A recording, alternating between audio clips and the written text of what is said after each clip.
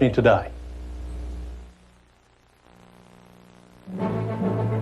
A deal for death for an alleged serial killer. The mysterious death of an American and a tangle of international intrigue. And friendly voices beamed into the alleys and valleys of Lebanon. This is the CBS Evening News. Dan Rather reporting. Good evening. The FBI now is setting up a special task force in Mississippi to investigate the claims of a drifter who may be the worst serial killer in U.S. history. Charges are expected to be filed in a matter of days. Doug Donnell is following developments in Gulfport. Today, the Federal Bureau of Investigation called in its Behavioral Sciences Unit, an elite team specializing in serial killers. After 7 straight days of interrogation, officials are still taking seriously claims that Donald Leroy Evans murdered as many as 70 persons. We intend to do a long, solid, grinded out, confirm it sort of investigation. Evans will be charged with kidnapping in federal court next week, and the state is expected to charge him with at least 1 count of murder. Evans has agreed to cooperate with investigators on condition that he eventually face the death penalty. In the meantime, Evans has been isolated in the Harrison County Jail, the only inmate in a wing that usually houses more than 30 prisoners. Evans, a one-time con artist and convicted rapist of above-average intelligence, is clearly fully in control of his faculties. He does know the difference of right and wrong. He knows what he wants. Donald Leroy Evans is the director.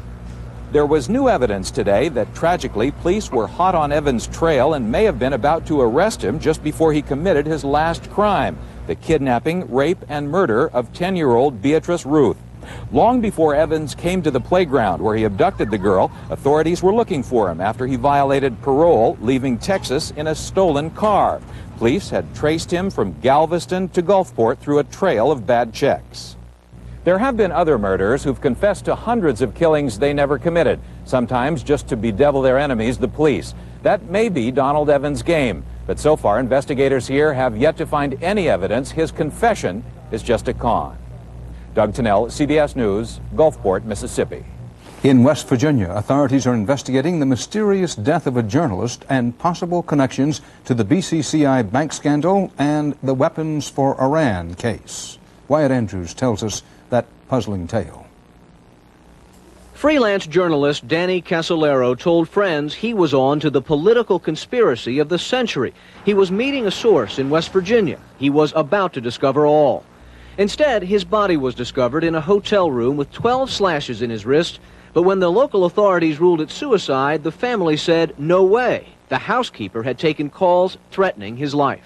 And I pick it up telephone, I say hello, and he say to me, you son of a bitch, you's dead. Despite that sounding straight from the movies, the medical examiner today held to the suicide finding, saying Casolaro apparently was alone. There were no other contusions, lacerations, or other trauma to the body that would indicate a struggle. In my heart, I remember Danny telling us, if I'm in an accident, don't believe it. Casolaro was probing a conspiracy he called the Octopus, which involved the Iranian hostage crisis, the Iran-Contra affair, with, believe it or not, all funds channeled through BCCI, the international bank charged with everything from money laundering to fraud.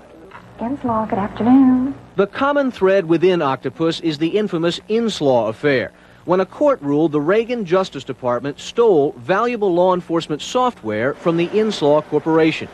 Casolaro's theory is that right-wing zealots sold the software for profit.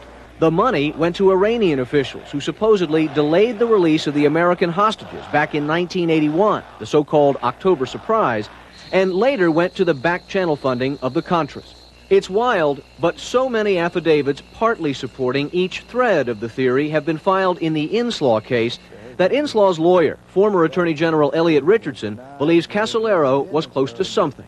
And now we have, with the death of Daniel Casolaro, what I think is a new and even more compelling reason for a full investigation.